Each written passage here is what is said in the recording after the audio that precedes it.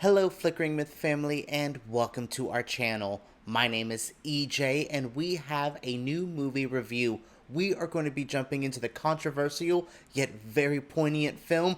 We are talking about Darren Aronofsky's The Whale. For this video, I'm going to be looking at the good, the bad, and the problematic of The Whale. I will get my feelings out of the way first. I very much enjoyed this film. I thought it had a lot of, way more positives than it had negatives. It filled a lot of things I didn't know I thought I needed from Aronofsky. I like his miserable, his brutal, his very bleak look at life, but there was more touching, heartfelt elements. I'll get into that in a moment. But yeah, overall, I thought this was a strong film. I am also a big Darren Aronofsky fan. Everything from Requiem for a Dream, Black Swan, The Wrestler. This is a filmmaker I constantly go to for his very strong films. And then he blew me out of the water with Mother. That was a film that really defined that year for me. So now with The Whale, I was expecting a lot. I'm a big Brendan Fraser fan. I thought the premise was very strong, and I was not disappointed. But the movie's not perfect. There is some negatives about it. There's also some things that people are not agreeing with. There is some very hard things in this film that aren't easy to talk about, that aren't always handled the best, but I want to give my honest take on it and kind of show all sides to this movie. So enough of this intro, let's dive into the good that is in The Whale. First things first, let's talk about the direction of talent. I thought the acting was absolutely incredible. We all know Brendan Fraser is in the middle of this great career renaissance. He's back on the scene and he's making a splash with this film. I adored him. I thought he was so touching, so funny, which we know he's a great comedic actor, so I'm glad that was not lost in his film. I'm glad they used a bit of his hilarious comedic abilities here because he's able to offer fun when there needs to be fun, and he was so touching here. Also, Hong Chow she's a revelation in this film. I loved her in The Menu. I loved her in the Watchmen series, but this is her greatest work. Her character was, I felt for her, like watching a friend, watching a family member. I don't want to spoil anything, but someone very close to her, watching that happen, in her jokes about it to make herself feel better, but also lighten up situations.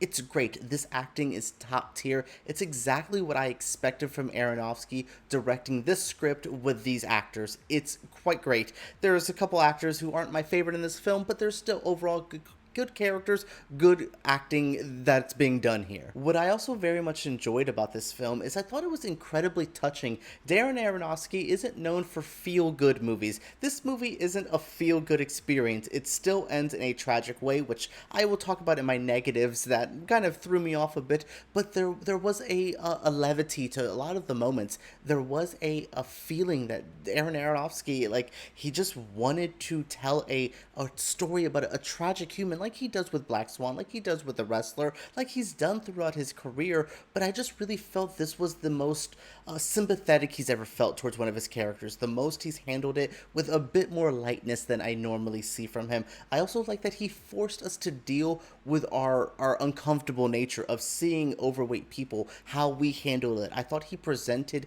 a subject and said, look at this. Look how you feel. Look at what we've done to people like this. From the religious side of this movie, it did not expect religion to be a big part of this. I like the little Moby Dick stuff as well, but the pushback on religion was great here, and what it did to drive a man and his love and his family to this point to be where he's at. It's incredibly hard hitting. There was just a lot of stuff that I was really impressed Aronofsky was allowed to do, was able to do. It was very impressive. The direction, the point of view, the actual wanting to talk about the subject, not just go, here's some shocking drug addicts, here's a crazy wrestler, here's the mother of Christ, let's just mess them up. No, he said, we're gonna mess this character up, but we'll take you on a journey, truly a journey I did not expect. Looking at some of the bads for this movie, I will be honest, it does feel a bit too small scale at times, way too theater. I know this is based on a play. way, and it very much feels like that. It's not just the one setting, it's sometimes the acting, it's sometimes the cinematography. There's just a thing of this movie. I want it to feel bigger and bolder. We have like so much to talk about. There is so much heaviness in this film that I just wanted to see the movie feel a bit more expanded, maybe a little bit more flashbacks. There could have been padding out of little details here and there to really flesh this and make it a more worthwhile, a more theatrical experience. I do see it's playing well with general audiences, it's making some money, and the reception isn't horrible, and that's really good to see. I was scared that the theater vibe was gonna, scare some people off, but I mean, people liked Fences from years ago, and that's just Viola Davis and Denzel performing a theater production, so there is moments that I definitely see the theaterness of it. And I will say sometimes the acting feels that way. Samantha Morton is playing for the back row, and I'm just like, what are we doing here? What's going on here? But I hate to say this, people are going to get upset.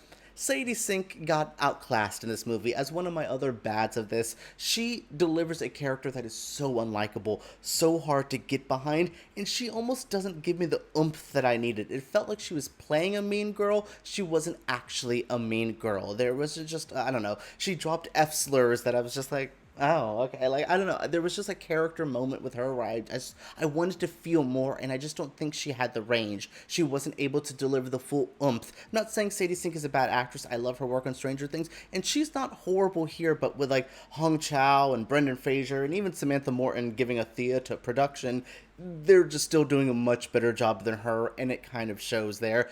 It threw me off just a bit. And I will say lastly in my bad section before we jump to some of the problematic things, I think this movie is very miserable at times. It's hard because, like a Greek tragedy, like those stories that you know the ending is going to be bad, you just have to go with the ride. And there was a point where I just kind of wanted to be like, I know how this is going to end, and I don't want to get there. It's just going to upset me. Why do I have to do it? I feel that way about A Star is Born. I love every version of it, but there's a point about 75% of the way through the movie that I'm like, can I just turn this off? Because I know it's just going to be depressing. Like, those just a personal preference thing where I just see depressing, sad movies, and I see the end goal, and I just go, I don't want to end up here because it's just going to be way too sad. Now let's look at the problematic nature of this film. It's Darren Aronofsky. He's a controversial filmmaker, and this film is a bit touchy. There is some times that I feel that this movie can be read as homophobic. I, as a overweight gay man, I'm not going to be the judge of this movie's